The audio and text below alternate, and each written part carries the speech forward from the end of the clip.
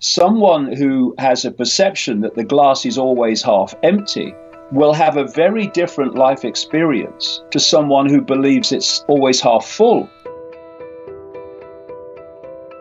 Most people judge their happiness by their level of unhappiness, because the world that we live in and the way it's lived and all the stress and all the pressures of conforming, the pressures to pay the rent and all the rest of it. Most of the time when people feel less unhappy, they take that to be happiness. You can take a football example. You have two football teams playing. One is playing terribly and they're 2-0 down. They can't kick the ball in the right direction to save their lives. And then somehow, through apparently a lucky break, they score a goal. Against everything, all the run of play, they score a goal. What invariably happens then? The team that was shocking and losing 2-0 and was going nowhere suddenly starts to come into the game. They start to play better. They start to show confidence, more confidence in the game. And the game can transform. The skill of the team that was 2-0 down hasn't changed. They're no more skillful suddenly out of nowhere than they were before.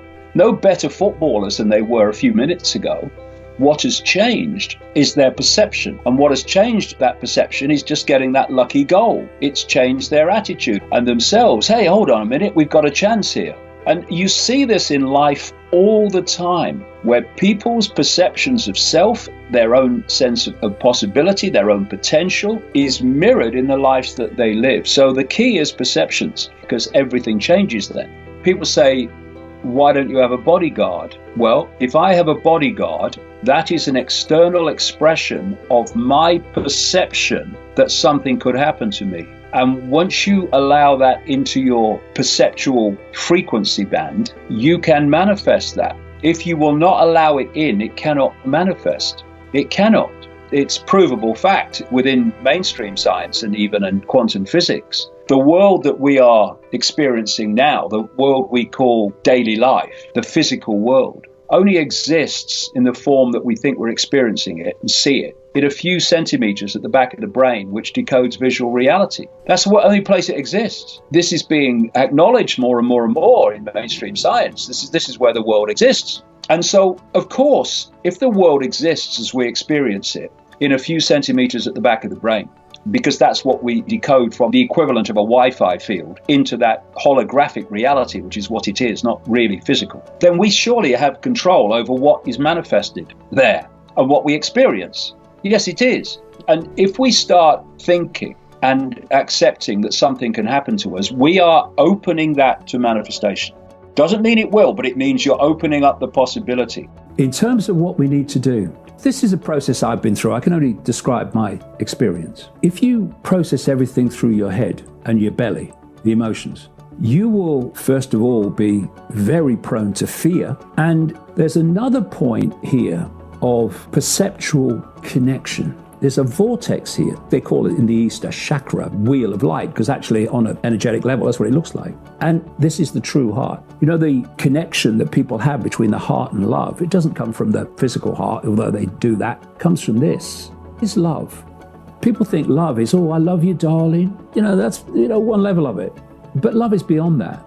Love will always do what it knows to be right, irrespective, indeed it doesn't even consider consequences. Because to consider consequences would be to consider not doing what you know to be right. And love, the heart connection that takes you out of this five-sense reality, where you can access other levels of perception that gives you a much greater understanding of the reality that you are experiencing. When you operate only through the five senses, you are in this world and you are of this world. So when people go through this heart opening process, suddenly they look at the same world they were looking at before. It's not just, like I say, love in the sense of people perceive love, which has been totally discredited in that sense. You have to use unconditional love to get anywhere near it. Doing what you know to be right is not as difficult as you think it is.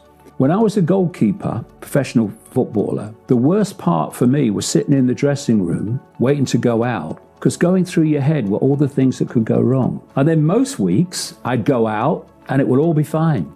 And I found that worrying about consequences is what imprisons us, enslaves us. When you open your heart, is you access not learned intelligence, you access innate intelligence, the intelligence of expanded consciousness. And expanded consciousness would look at this situation. I would just say this, try this for a month.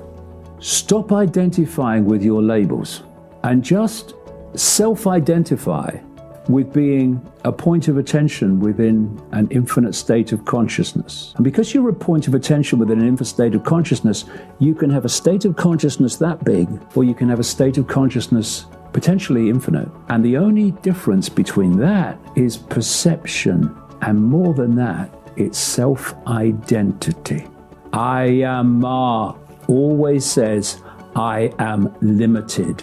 There are limits to me. I am label. That says, I am infinite. I can access consciousness ultimately, infinitely.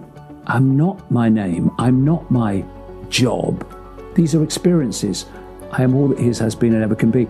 Just for a month, go around from the perspective, the self-identity. I'm a point of attention within an infinite state of consciousness, having an experience called my name and my job, my labels. I am not the labels, they're my experiences. I am the consciousness having the experience. Try that for a month. In a month, at the end of a month, probably before, you won't know yourself. You'll be a different person because your point of attention will have expanded and shifted and the world won't look the same anymore. We are love, that's what we are. Everything else is what we are programmed to perceive that we are.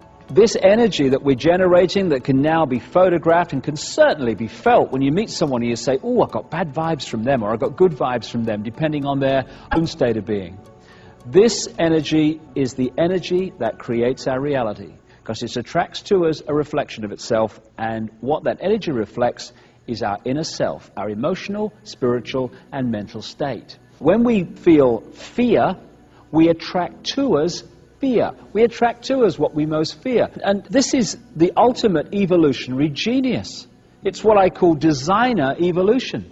Because of this system of what we put out is what we get back, we constantly see a reflection of our inner self in our everyday life. Therefore, we can see our inner self in a physical way and learn from the experience and move on. Also, fear is the greatest block on evolution. Whatever area that we fear, that our fear relates to, is a no-go area for our evolution. Because people don't normally say, well, I fear that, I'm going to face it. So this process of drawing to us what we put out means that we have to face what we're putting out. There was a lovely song that I came across by an American group which said, if you hold anger, guess what comes to you? A lot of very angry people do. And some people find it very difficult to take this on because it's much easier in their own mind to blame someone for what happens in our lives. Much more of a challenge to say, hey, I've created this, I'm responsible for it. But when you do, you stop creating what you don't like and you start creating what you do. Because as you change, your world will change. As your perceptions change, particularly perceptions of self change, your world will change. But if you look at what we call the world, it is the collective perceptions of humanity. That's all it is. It's the collective perceptions of humanity, the individual and collective perceptions. Therefore, when people look at the world and they say, it's just too much, it's just too big, the problems are just too massive, what can we do? Well, if the way to change it was via, quote, physical means, I would say to you, you're right. We ain't going to change it. We've got no chance. Because physical changes, as we perceive physicality, doesn't really exist. Everything is slow and laborious, and you need committees and someone to take the minutes. But hold on a minute. That is just the projection of human consciousness. You don't have to change that. You change consciousness, and that must change because that is an expression of consciousness which created it. Perceptions that created it. Change perceptions, change the world, because the world is the sum total of our perceptions. I love you.